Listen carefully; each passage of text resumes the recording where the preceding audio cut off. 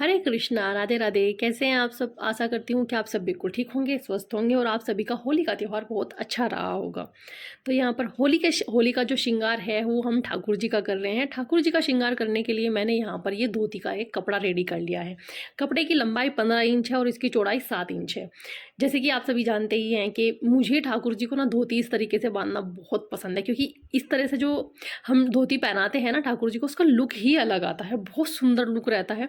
और मैं इस तरीके से ना कई सारी तरह की धोती उनको बांध देती हूँ, जो मतलब पर्सनली मुझे बहुत पसंद आती है। और ये जो धोती रहती है ना, मतलब इसको आप लंबी छोटी कैसे भी पहना सकते हो, कोई ऐसा कुछ है नहीं। मुझे इस बार धोती थोड़ी सी शॉर्ट पहनानी थी, तो मैंने उनको शॉर्ट ही पहनाई, क्योंकि हम होली का श्रृंगार कर रहे थे। होली का श्रृंगार के लिए मुझे थोड़ी सी शॉर्ट धोती चाहिए थी, क्योंकि मतलब अभी गर्मी भी शुरू हो गई है।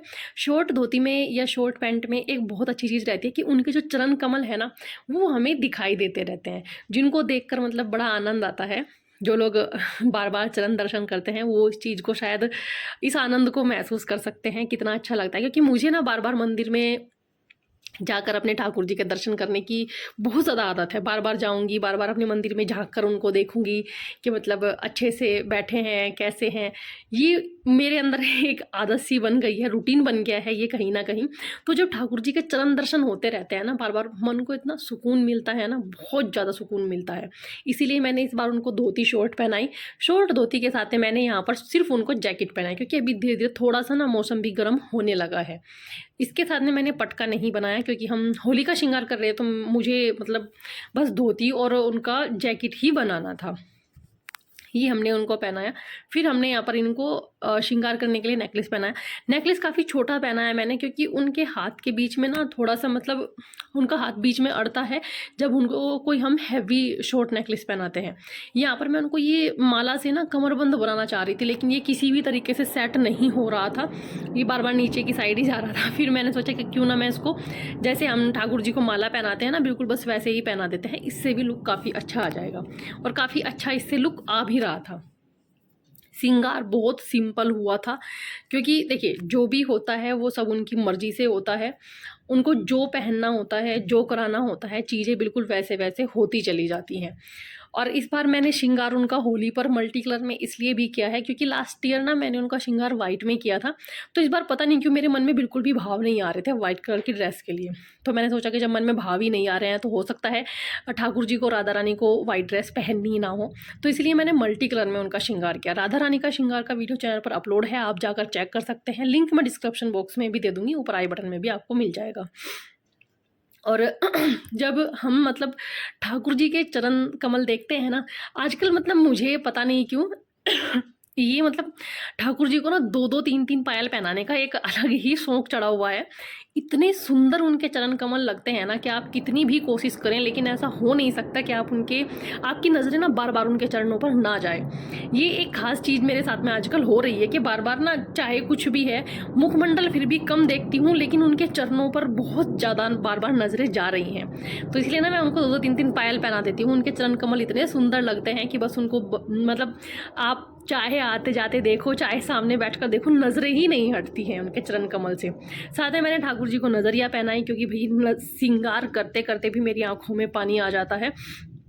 तो मुझे तो कई बार डर लगता है कि कहीं मेरी खुद की ही नज़र ना लग जाए। और क्योंकि मेरे ठाकुर जी और राधा रानी बहुत हल्के हैं, तो मुझे बहुत डर लगता है श्रृंगार करते हुए भी, कि कहीं मतलब गिर ना जाए या कुछ भी छूट ना जाए। बहुत सेफ्टी के साथ करना होता है। तो श्रृंगार करते वक्त देखिए हम लोग उनको सेफ्टी पिन भी लगाते हैं। धोती में मैंने सेफ्टी पिन लगाया, आप कोई भी पिन लगाइए, लेकिन बहुत सेफ्टी के साथ लगाए। ठाकुर जी को बिल्कुल भी चुभे ना, और राधा रानी को भी इस चीज़ का हमेशा ध्यान रखें। बाकी उनका श्रृंगार आप करिए, कोई दिक्कत नहीं है। पगड़ी के लिए मैंने स्टोकिंग ली है। स्टोकिंग से पगड़ी बहुत अच्छी बनती है और साथ में लुक भी बहुत अच्छा आता है। डेकोरेट करने के लिए मैंने यहाँ पर उन्हीं का एक नेकलेस लिया है। नेकलेस से मैंने पगड़ी डेकोरेट की, और साथ में ये राधा रानी की चंद्रिका, जो कि इस ड्रेस के साथ में बहुत ज़्यादा परफेक्ट जा रही थी। और साथ में मैंने यहाँ पर स्टोकिंग के ही रोल बनाए पगड़ी को डेकोरेट करने के लिए। पहले काफ़ी खाली खाली लग रहे थे, फिर मैंने इसके ऊपर यहाँ पर स्टोन भी चिपकाए, और साथ में एक पाग चिपकाया, लगा दिया। मतलब कितनी भी कोशिश करूं, मुझे श्रृंगार बहुत हल्का रखना था, पगड़ी भी बहुत हल्की रखनी थी, लेकिन कहते हैं ना जो उनको पहनना होता है ना, वो चीज़ें अपने आप वैसे वैसे करा लेते हैं। मतलब बिना हैवी श्रृंगार के भी ठाकुर जी की पगड़ी हमेशा ही बहुत हैवी हो जाती है। अटैचमेंट वगैरह सब ऐड करके काफ़ी हैवी हो गई थी। इसके बाद भी मैंने इसमें काफ़ी सारी 2-3 चीज़ें मैंने इसके बाद भी ऐड की थी और बहुत ज़्यादा सुंदर और सिंपल हमारे ठाकुर जी लग रहे थे। फिर मैंने उनको कुंडल पहनाए, बहुत ही प्यारे से ये कुंडल थे मल्टी कलर में। इस बार का जो उनका श्रृंगार हुआ है वो पूरा ही मल्टी कलर में हुआ है। हमने उनको तिलक धारण कराया। मुझे तो उनका श्रृंगार बहुत अच्छा लगा। आपको कैसा लगा कमेंट करके ज़रूर बताइएगा। वीडियो पसंद आया है तो वीडियो को लाइक सब्सक्राइब करना मत भूलिएगा, साथ में बेल आइकन को ज़रूर दबाइएगा।